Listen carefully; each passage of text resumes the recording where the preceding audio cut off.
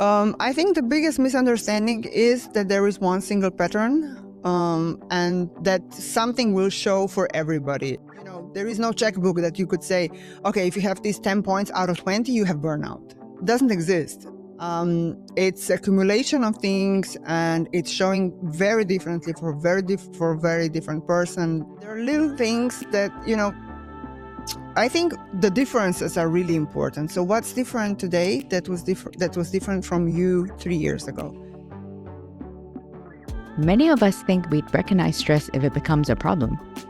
But what if we get so good at coping with the signs that they simply became a part of our normal life? In this episode, I mind-blended with Nika Brunet, founder of Calmness Collective, about the stress signals we learn to ignore, why burnout rarely looks the way people expect, and how the environments around us quietly shape our energy, focus, and well-being. Welcome to Mind Blend. I'm your host, Karen Chong. In each episode, I talk with people who've experienced something real, and we break down what made the difference, so you can see yourself and the world around you more clearly, spot what you might have been missing, and move through life with a clearer way forward. If you like what you're hearing, share with those around you and subscribe to Mind Blend. You will help a lot in spreading the insights for anyone who can use them. Let's blend. Today, I'm joined by Nika Brunet, the founder of Calmness Collective, to design calmer, more inclusive, and more sustainable environment for events, workspaces, and communities worldwide. Hi, Nika. Welcome to Mind Blend. Hi. Happy to be here. Glad to have you on the show.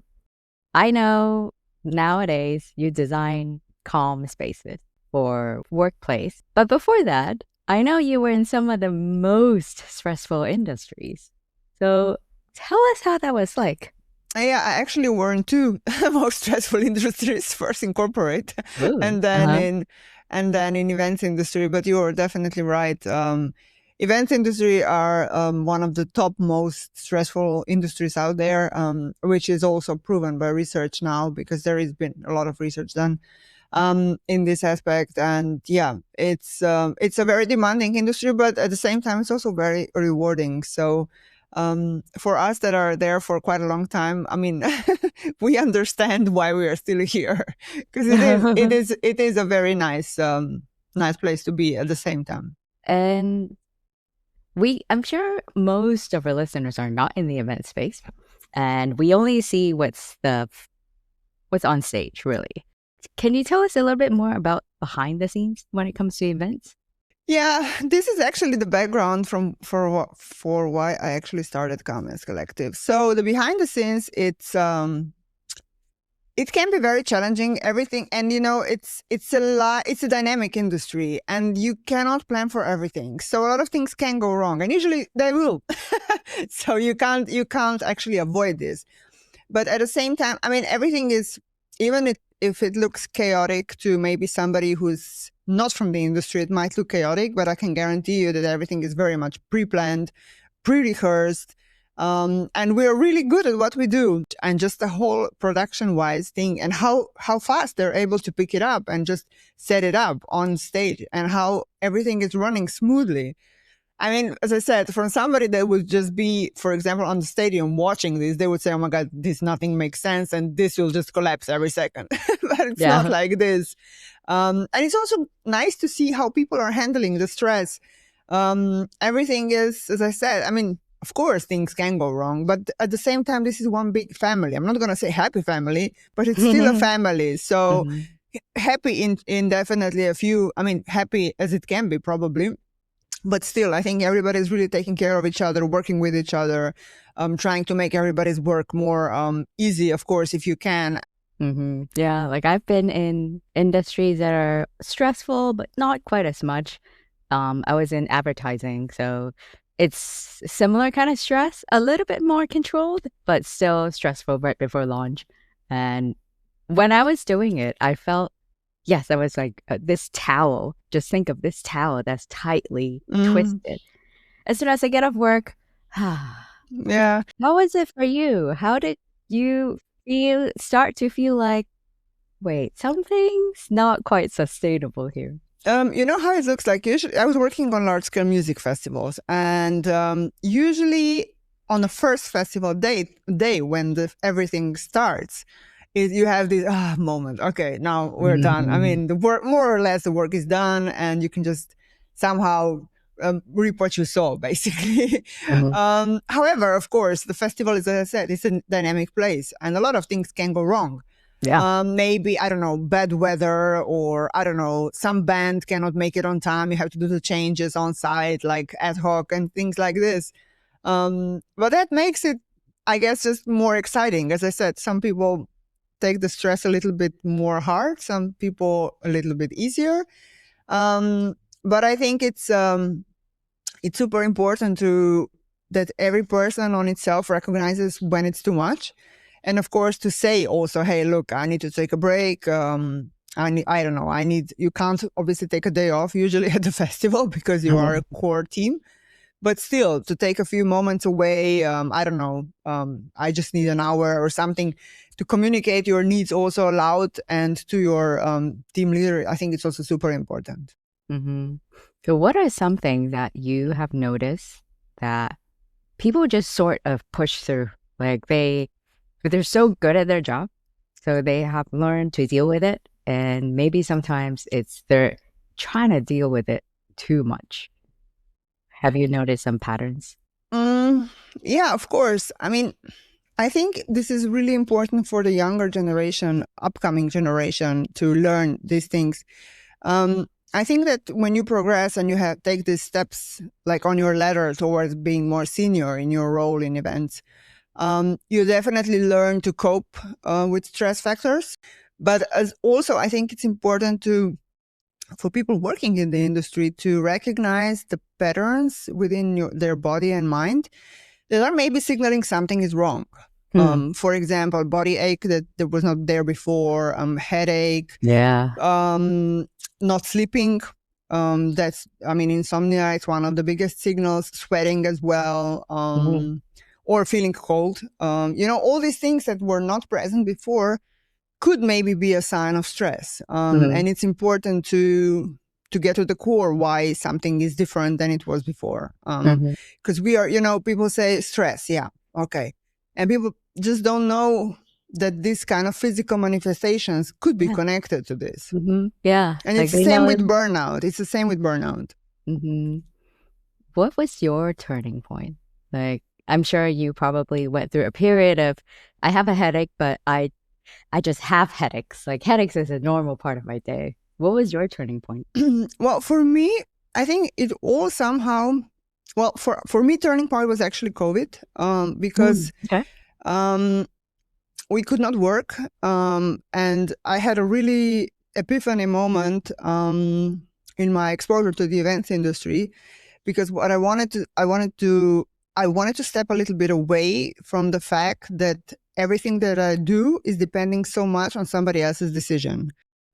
And then I started noticing also patterns within my colleagues, because at the time we had a lot of employees within our company and we had to let go most of them. And people started to show up with various challenging moments. They could not find a job, or they were not sure if they want to continue within the industry and still, which is completely normal, and I understand them all. I mean, and I always say the industry lost a lot of good people because they just went and worked somewhere else for the same reason. They didn't want to be exposed that much to somebody else's opinion or somebody else's decision.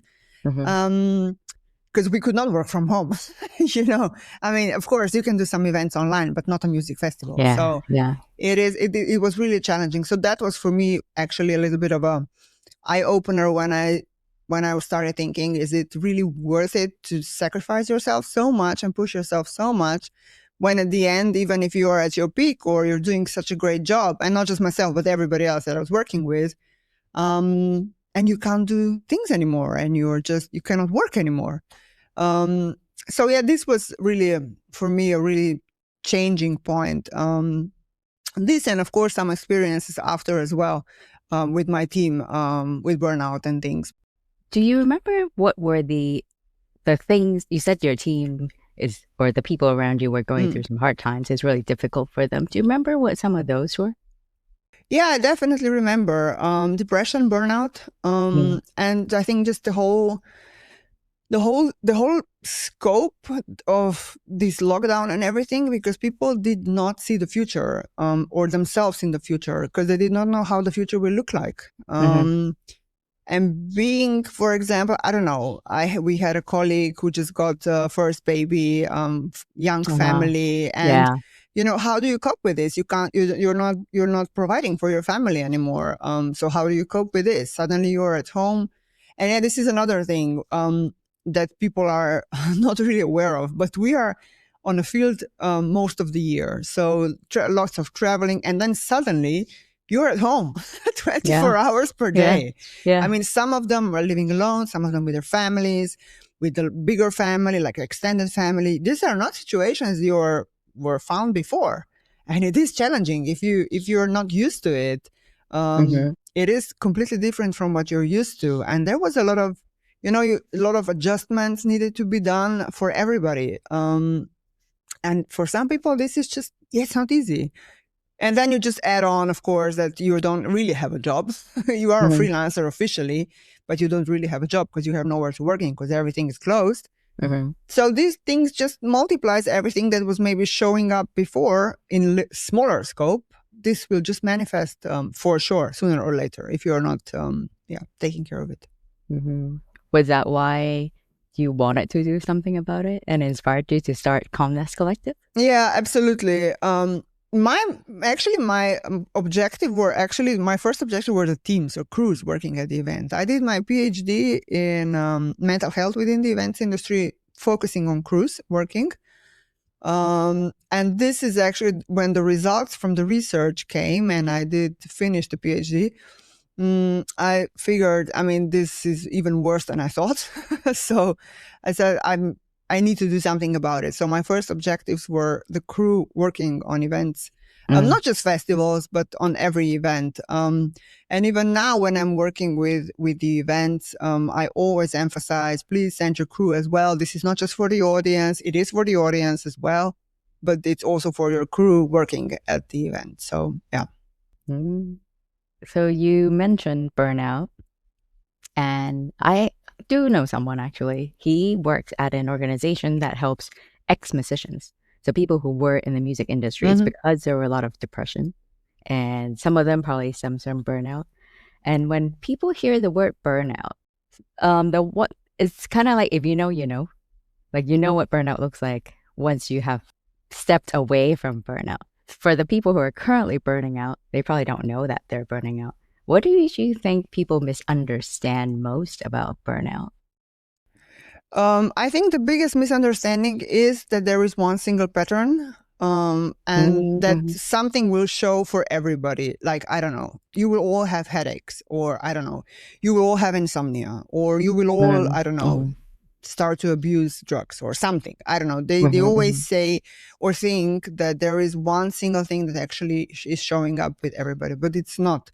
Mm-hmm. It's accumulation of things, and it's showing very differently for very different person, different signs, different manifestation, different length, different impact. I mean, everything is so much different, and this is actually the I think the biggest problem with it, that there is no, there is no checkbook that you could say, okay, if you have these 10 points out of 20, you have Yeah, burnout. yeah, Doesn't yeah. exist. Mm-hmm. At least not in this kind of scope. So I think this is the biggest misconception. And of course, the biggest misunderstanding is also that people will tell you that something is wrong. They won't. That's Mm-hmm. because of the stigma that it's around us. We are just not comfortable, still not comfortable, for whatever reason, which I understand them all, not comfortable in talking about something is wrong. And this is also the reason why it happens so often. Mm-hmm. Yeah. If I think about the people around me who went on medical leaves because of burnout, they themselves had this internal struggle of, do I apply for the medical leave or not? What is the implication? Or am I going to have a job later? So Mhm. just things like that. They're Yeah, both and in also corporate. I also wanted to add one more thing, which just crossed my Mm-hmm. mind. People also think that burnout only manifests mentally. It doesn't. It's a very much a physical thing. And I personally know somebody who is not able to work now. It's going to be, I think, 4 or 5 years. He can't walk. He spent but this is coming from burnout. There was nothing like he didn't have an accident or something. There is also an actress from a country I'm coming from. She was in bed for over a year with a son that had like, I think he was just like a 1-year-old or something. She had postpartum depression, which ended up in burnout. She could not get out of bed for a year. So this is not just physical, just mental thing. It can be very much physical, and people should be aware of that as well. Yeah, because when you are the only person who will know it or notice it yourself. So what can we start to sort of evaluate about ourselves to see, like, to check where am I in this burnout scale? Well, I think that these patterns that I've mentioned before, so physical manifestation, that is different from what's you're used to, or what was, I don't know, something that happened 2 years ago or something. Like, there are little things that, I think the differences are really important. So what's different today that was different from you 3 years ago? Of course, it's hard because we are not living in a vacuum. So you are impacted by daily decisions, daily life, daily changes. I mean, the situation in the world, let's be honest, it's not the best.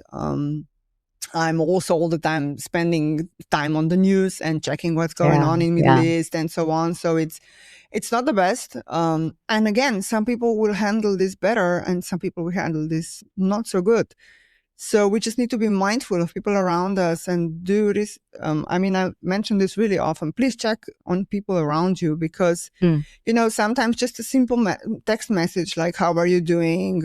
Is everything okay? Do you want to come on a coffee? Can be a life-changing thing for a person. So, Yeah, thank you for emphasizing that it's different for everyone. And I guess this is where it's hard.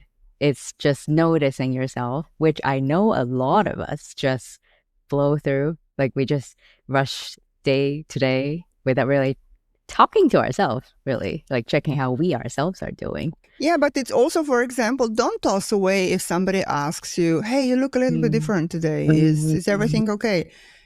Maybe a reflection on yourself. Well, what am I doing? Do I look different? Do I behave differently? Do I talk differently? Do I look sleepy, tired? Why did this person notice? So don't just toss away observations from people that know you, because they don't mean anything bad for with asking this. They want to do good, so they're actually worried about you. So yeah, things like this are also super important. Because sometimes we say, yeah, what are you asking me this? I'm fine. But the little reflection, why did she ask me that? Maybe, I mean, usually people that are close to you will notice that something is different. Maybe even more than you, particularly maybe because, we are so focused on the things that we're working in or the environment we're in, we don't even notice something. So this is also something to take into consideration. Nowadays, do you work with corporate clients most? Like, is it mostly companies that are your clients, or you have both? I work actually both, but mostly I'm on events at the moment with calmness spaces. Yeah. It may be even a more interesting angle because the industry is just known to be this pressure cooker. Like, have you encountered anything where you approach groups and it's almost like, oh, what? Really? I have this problem? Like, when it comes to the organizers themselves? Well, I think that I'm having a bit of a deja vu moment because when I was in events, one of my focuses was sustainability in events industry. So I did really a lot when it comes to ecological part of green events. So waste management, transportation, so everything, electricity, everything connected to this ecological moment. However, now when I'm back with doing something so meaningful, because when we started 11 years ago with our ecological project, everybody was calling us crazy. Like, why would you invest your own money into your festival that it's more green? But 11 years later, you can't have a festival if you are not doing this and that we did already 10 years ago. And now it's the same, I think, very much the same with well-being and inclusion and neuro-inclusion and accessibility at events. People are still not fully aware of the issue or issues. So not a lot has been done. I mean, there are some shining stars out there who are doing a lot in this matter as well. But at the same time, there are really a lot of them who are not doing anything or are just writing policies, putting them on a website and doing like a checkbox. Yeah, I have a policy in place, but nothing else has been done. So I think that we are still very much at the beginning in ways, but I think that situation is slowly changing. It's very different from country to country as well, or continent to continent. Yeah. But still, I'm hoping that it's not going to take another 10 years to do something meaningful. People would be burned out. But I think that what's actually happening is I'm seeing more and more people talking about their issues more openly, or not just issues, challenges in general. So how do they feel? What do they think could be done? It's hard probably within the team, or harder if the team is not open, or if you don't have an honest communication with your supervisor or team leader or something. It can be, of course, challenging. And here the freelancer part is playing a big role, because as I said, it's a freelance industry, and you don't want to talk about your mental health issues publicly, because you're probably not going to get hired, or at least people don't think so. And I think that they may be even right, because people just don't know that this is not some voodoo that is happening behind the scenes. It's very much real, and it's very much here. And I just posted on LinkedIn a few days ago. So the numbers are staggering. It's like 80% of people are having mental health issues. It's insane. Yeah, it's insane. And the numbers are just getting higher, not lower. So there's definitely something that needs to be done, because otherwise soon there will be no freelancers left to hire.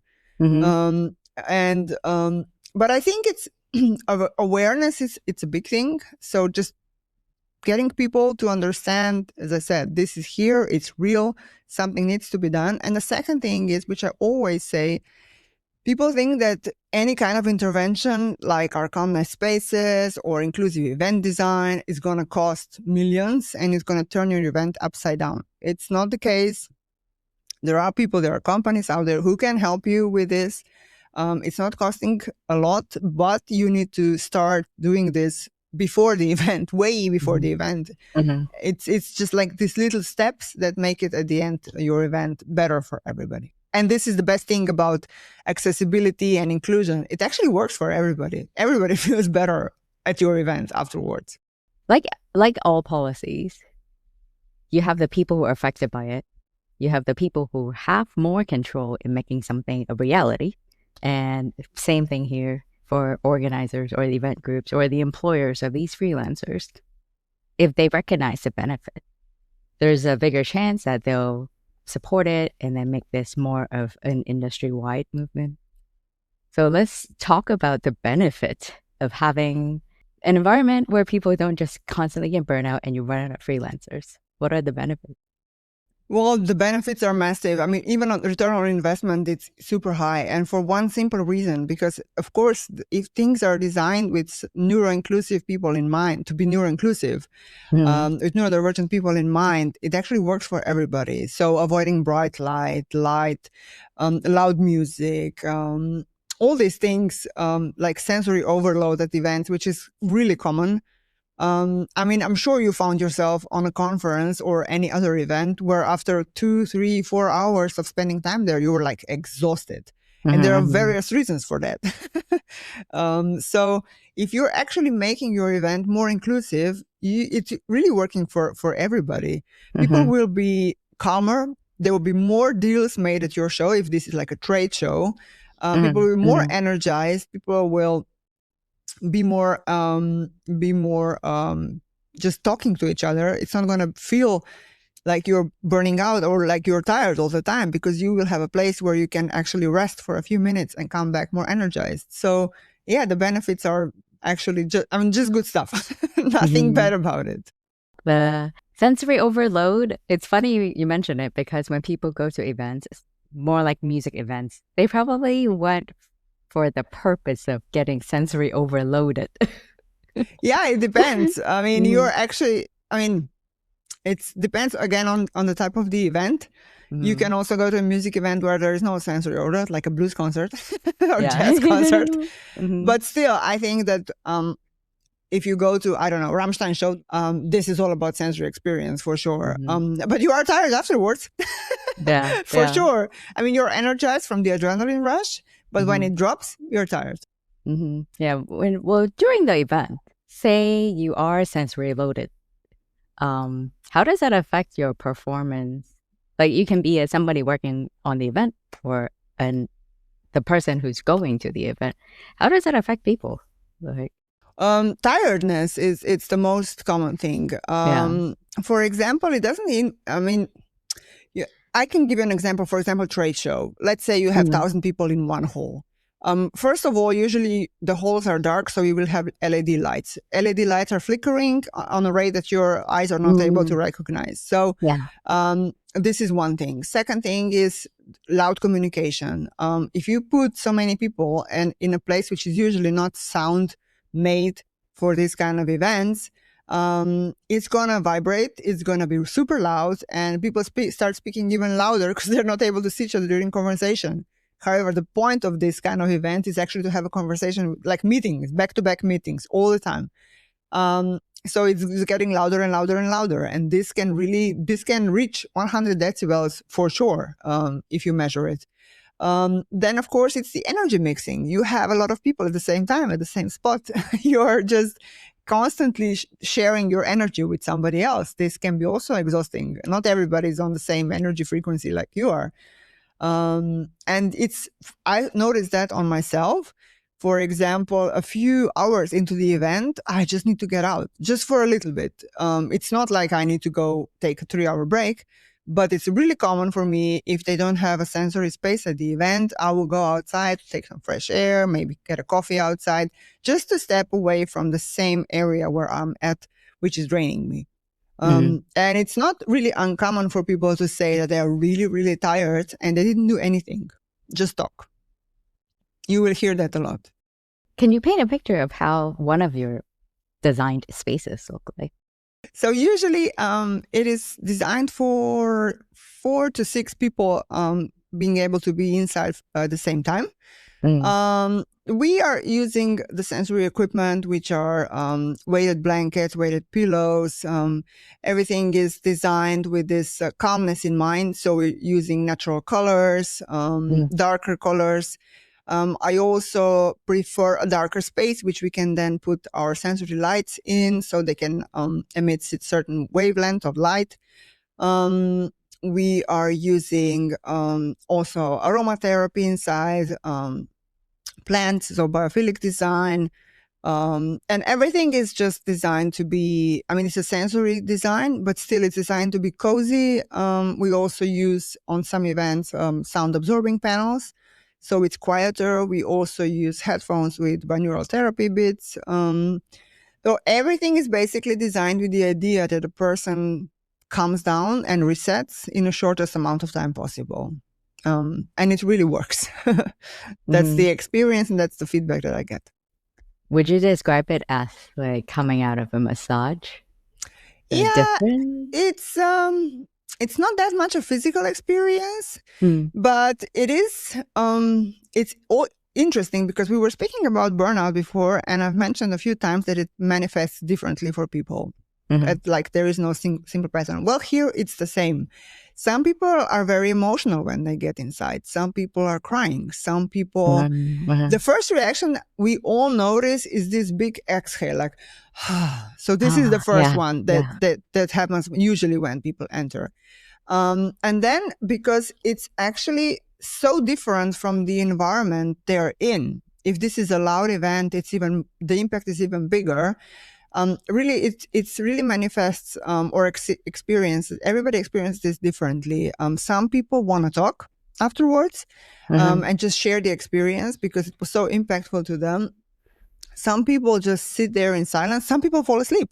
Even this happens.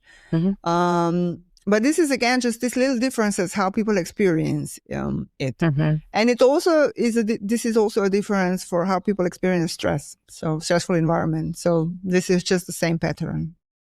Wow. I really want to try one. I haven't been to an event with corner like this. There's rest areas, but this would be really interesting. I've seen pictures on Instagram. And I wish more events will have something like this. The reason why we don't already have this at every event, to me, I feel like there's still this connotation of wellness equals softness. So I don't need this, touchy-feely things. We're here to do business type mentality. Have you encountered something like that when you're trying to pitch? Yeah, not that much. I mean, I usually when I pitch, the feedback is usually either money or this awareness. They don't understand why this would be beneficial. And you need to paint the whole picture to actually open some eyes. It's always easier if you're talking to somebody who knows something at least about it. Yeah, if you know, you know. Exactly. And it's always harder when people just don't understand. But I would really encourage everybody, just get a little bit out of comfort zone, try it. And if it doesn't work, just say, look, I'm not going to have you next year. It's fine. But I'm 100% it will work. And people will be talking about your event afterwards if you offer this kind of solutions, just because it is really impactful. And this is also the experience your audience and your crew will have. Yeah. And, usually this is something I still get my hair up when I hear it. It's people saying, yeah, we've always done it this way. So we didn't have this. So it's always, I was like, yeah, but, changes don't happen like this. You need to open your mind and your budget to changes. And as I said, I'm very positive about this for the same reason what we did with sustainability. Because 10 years ago, nobody was talking about anything. No festival, no event had anything in place, no conference, nothing. Nobody was thinking about green transportation or waste management or whatever. Nothing, absolutely zero. And today you can't do an event without this in place. So I'm very positive. I mean, this is how changes actually happen. You just need to have a few people who are open to this. And at the end, those will be the ones that will lead the way. And they're going to be trailblazers. You just need to, usually it's not a lot to get the ball rolling. You just need to find your people out there. And that's how trailblazers are made. The more we can convince business owners or event organizers, anyone in any industry who is more in the decision-making layer, the benefit of having an environment that's not overly stimulating, that doesn't constantly burn your people out, is a reinvestment of the money that you're spending. Yeah, it definitely is. I mean, the return, as I said, the return on investment is huge. For corporate, it means less sick leave, for sure, less burnout rates, and just genuine, I'm not going to say happiness, but just being comfortable at your workplace, because you know that if you need a moment, you can take it, and in a place that's actually working for your body and mind. I'm still kind of heartbroken when I hear stories, people telling me they work in corporate and when they don't feel good or they need a break, they go to the toilet. I mean, come on. Yeah, but come on, and this is also something that I just I spoke have done that a few days ago with a colleague of mine. Smokers are really in a better place there because they don't need a cigarette. They don't need their nicotine hit. They need a break. That's why everybody's going on smoking break all the time. Yeah, all the time. It's not about the nicotine. Trust me, it's not, because you can wear a nicotine patch. Yeah. But they just need a break. So that's why they're going on a cigarette break all the time. It's just something that's worth thinking about it. if you design your office, your corporate space with something like this in mind, it's really so beneficial. First of all, it's a great marketing thing as well. People are going to be interested in why you're doing something like this, and you are just going to hit them with the best results ever. And also, people working for you are going to be more enjoying the space and the time spent in the office. First, as I said, there is a space in the office you can use whenever you need to, without any bad looks, and it's really beneficial for everybody. And the first thing that happens is really the sick leave. So retention rates are the sick leave is way lower, gets lower. Yeah, that's measurable impact for anyone who's in human resources listening to this. And I would love comments from any listeners who have those napping pods at work, because a lot of my listeners are in technology sector, and a lot of companies do have these types of things at their office. So I'd love to hear some comments. Me too. And now, because we have talked about pretty intense question and answer for the last 30, 40 minutes or so, let's take a break and switch gears. I'd like to play a round of rapid fire questions with you. So just really quick answers, not much thinking needed. What's one thing that instantly makes a space feel calmer? I would say light. What events do you go to most often now? Music festivals and concerts. Okay. What's the most overstimulating environment out of these? Airport security, open plan offices, or group chats? Open plan offices. Oh, yeah, it was an adjustment for me too. What is your go-to music genre? Depends. For event, heavy metal, for sure. For home listening, some blues, jazz, and some oldies goldies.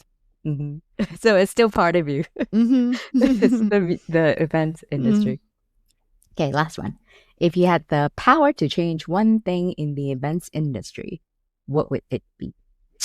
Some regulations in place of taking care of the crew at the event.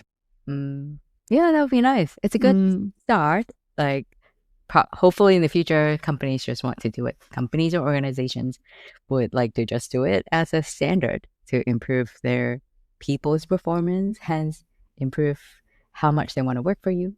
And it means repeat, like happy staff, happy customers. But happy staff equals happy customers. You can't have a good event if your staff is not taken care of. And it's definitely something we're thinking about. Yeah. And in a previous episode with Bruno Cignacco, we talked a lot about how the well-being and like psychological safety of employees, how that affect their performance and how they treat your customers. So definitely check that episode out as well. And thank you very much, Nika, for being on the show today. And it's really interesting to hear from someone who's been there, figured out, oh, something's wrong, and actually doing something about it, which is the best action you can take. It beyond just taking care of yourself. You're taking care of the people around you too. Yeah, thank you so much for having me. I hope the episode will be interesting for the listeners as well, and they will take something meaningful out of it. Thank you. Yeah, check yourselves. Check if anything's different. I'll also leave your information in the show notes so people can check out your Instagram, get in touch with you, tell us some of your stress factors and what are some signs. We'd love to hear about, or like comments on if you have sleeping pods at the office. Thank you. Thank you very much.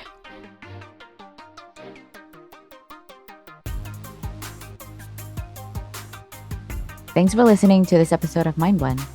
If you enjoyed the conversation, don't forget to follow and share it with anyone who needs to hear it. And let's keep the conversation going. Connect with me on LinkedIn or leave me a comment. Until next time, stay curious, keep exploring, and let's continue to blend our minds and discover what's possible.